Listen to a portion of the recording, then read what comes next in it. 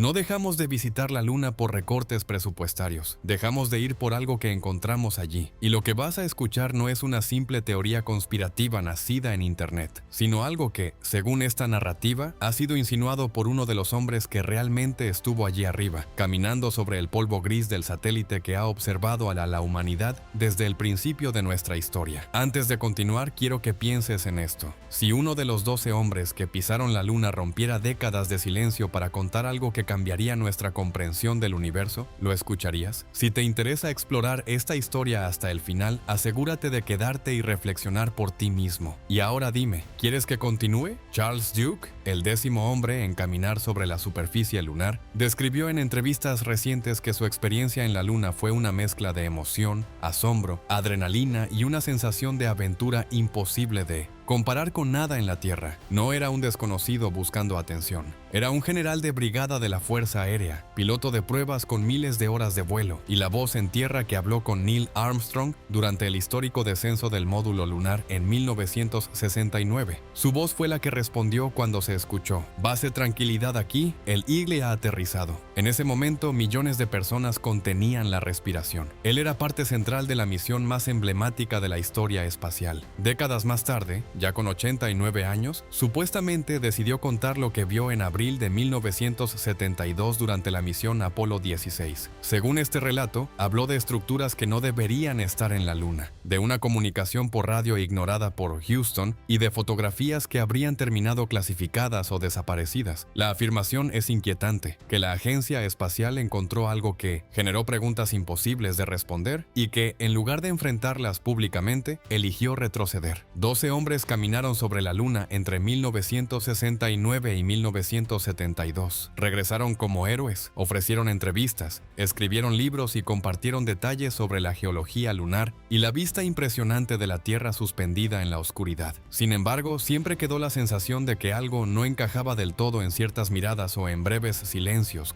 cuando se les preguntaba qué se sentía realmente estar allí arriba. Duke se unió a la NASA en 1966. Era conocido por su calma bajo presión y su habilidad técnica sobresaliente. Fue el comunicador principal durante el Apolo 11 y 3 años después despegó rumbo a la Luna junto al comandante John Young. Pasaron 71 horas en la superficie lunar, más que cualquier tripulación anterior. Oficialmente, la misión fue impecable, todos los que. Objetivos cumplidos, todas las muestras recogidas. Pero este relato sugiere que hubo momentos extraños, pausas inesperadas, instantes en los que Duke se quedaba quieto mirando algo fuera de cámara. Según esta versión, cuando empezó a hablar públicamente alrededor del año 2015, no comenzó con la revelación más impactante, sino con detalles que lo habían inquietado durante años. Comentó que la luz parecía diferente a lo esperado. En la Luna, la luz solar debería ser blanca, sin atmósfera que la disperse. Sin embargo, describió ver tonalidades azules y púrpuras que no eran simples reflejos. También mencionó sonidos que no deberían existir en el vacío, como tonos o vibraciones que no provenían de la radio ni del traje, y habló de una percepción extraña del tiempo, minutos que parecían segundos y segundos que parecían eternos. Todo eso preparaba el terreno para lo más perturbador, la supuesta visión de estructuras geométricas en las tierras altas de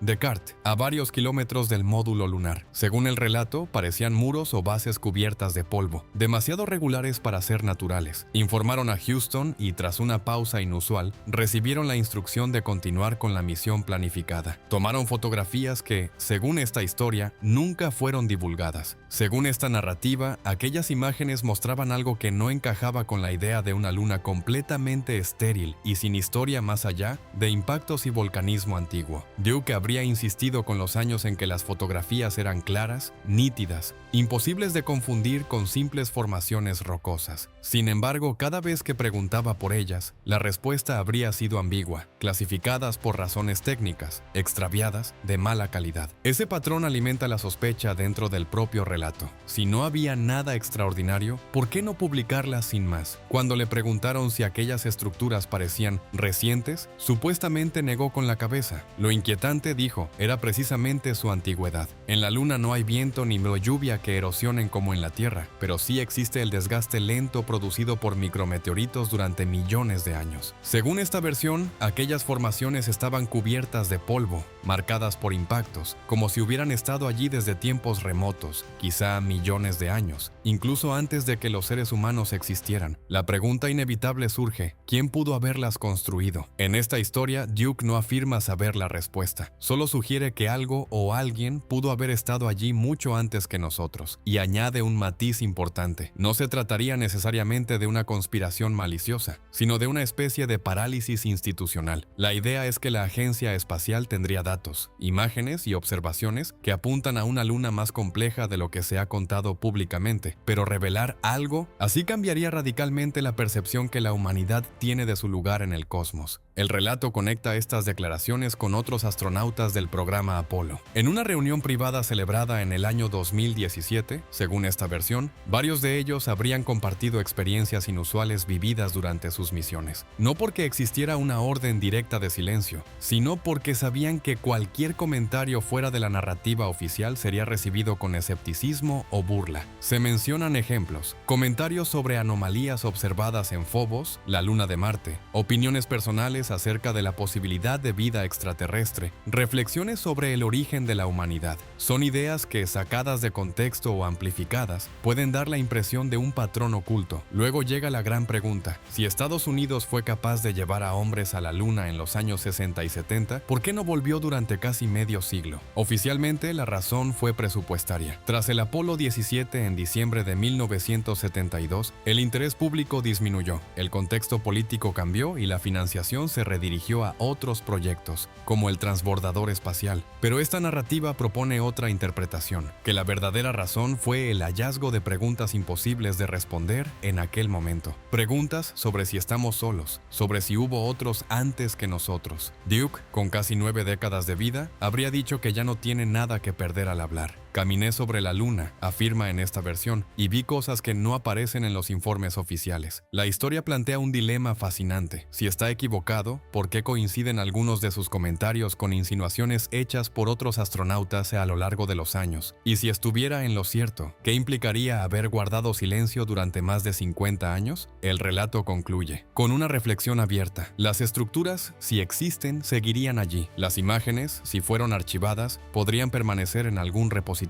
Y las conversaciones privadas de los astronautas seguirían siendo desconocidas para el público. La cuestión final no es solo si la luna estuvo alguna vez deshabitada o no, sino cuántos se manejan. ¿Cuánto sabemos realmente sobre lo que ocurrió durante aquellas misiones históricas? Si seguimos profundizando en esta narrativa, el foco vuelve una y otra vez a esa decisión clave: detener el programa lunar justo cuando la tecnología estaba madurando, y la experiencia acumulada permitía planear bases permanentes, estancias más largas y exploraciones más ambiciosas. La historia oficial habla de prioridades cambiantes, tensiones geopolíticas y una opinión pública que ya no veía cada lanzamiento como un milagro irrepetible. Sin embargo, el relato alternativo sugiere que tras bambalinas existía un debate mucho más incómodo. No se trataba solo de dinero, sino de la magnitud de las preguntas que comenzaban a surgir. Imagina el contexto de principios de la década de 1970, plena Guerra Fría, competencia tecnológica feroz, un mundo dividido en bloques ideológicos. En ese escenario, reconocer que se había encontrado algo que apuntaba a una posible inteligencia anterior en otro cuerpo celeste habría sido un terremoto cultural, religioso y político. Según esta versión, la opción más prudente fue guardar silencio, clasificar datos y dejar que el entusiasmo por la luna se disipara poco a poco. No una conspiración cinematográfica con villanos ocultos, sino una decisión burocrática impulsada por el temor a lo desconocido. La narrativa también destaca un elemento emocional: el paso del tiempo. Durante décadas, quienes participaron en aquellas misiones fueron vistos como héroes incuestionables. Con el envejecimiento de los astronautas, algunos comenzaron a expresarse con mayor libertad, a reflexionar públicamente sobre fenómenos que en su momento prefirieron no destacar. El relato interpreta esas reflexiones como piezas de un rompecabezas más grande. Cada comentario ambiguo, cada referencia a anomalías, es presentado como una confirmación indirecta de que algo quedó fuera del informe público. Otro punto que refuerza la tensión en la historia es la idea de las imágenes perdidas o clasificadas. En la era digital, donde las sondas orbitan la luna y envían fotografías de alta resolución que cualquier persona puede consultar en línea, resulta más difícil sostener el misterio. Pero el relato insiste en que hay materiales específicos de las misiones Apolo que nunca se mostraron mostraron. La mera posibilidad de archivos ocultos alimenta la imaginación colectiva. Y la imaginación, cuando se combina con la ausencia de respuestas claras, puede generar hipótesis poderosas. En el clímax de esta versión,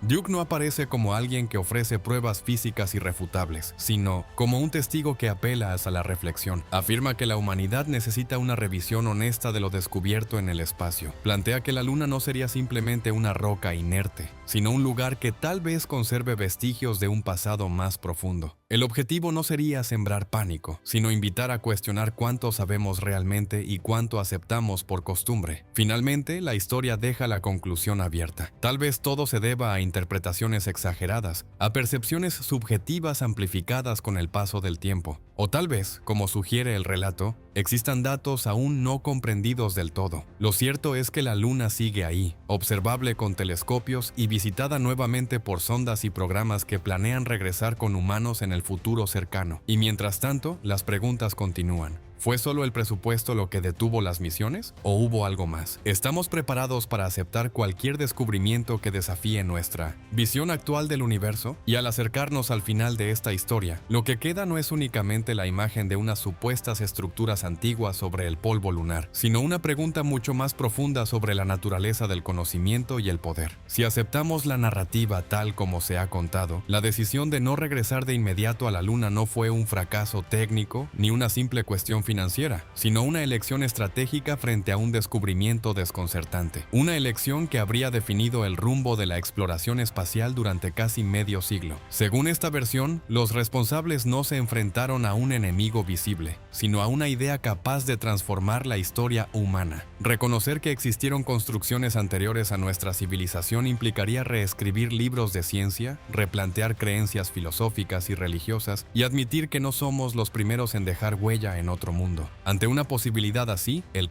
silencio parecería para algunos la respuesta más segura, no porque hubiera mala intención, sino porque el impacto podría haber sido imposible de gestionar en aquel momento histórico. El relato también subraya el peso personal que habría recaído sobre quienes lo vivieron. Astronautas formados para resolver problemas técnicos, no para convertirse en portadores de enigmas cósmicos. Hombres acostumbrados a procedimientos claros y protocolos estrictos, enfrentados a algo que no encajaba en ningún manual. Mantener la disciplina, cumplir la misión y regresar a casa se volvió la prioridad. Lo demás quedaría archivado, comentado en privado o pospuesto indefinidamente. Con el paso de las décadas, la humanidad continuó avanzando en tecnología espacial. Sondas, orbitadores y proyectos internacionales renovaron el interés por la Luna. Nuevos programas planean establecer presencia sostenida en su superficie. Si algo extraordinario existe allí, como insinúa esta historia, tarde o temprano podría volver a aparecer ante cámaras y sensores modernos. Y si no aparece nada fuera de lo esperado, la versión oficial seguirá sosteniéndose con la evidencia acumulada. En última instancia, el relato invita a reflexionar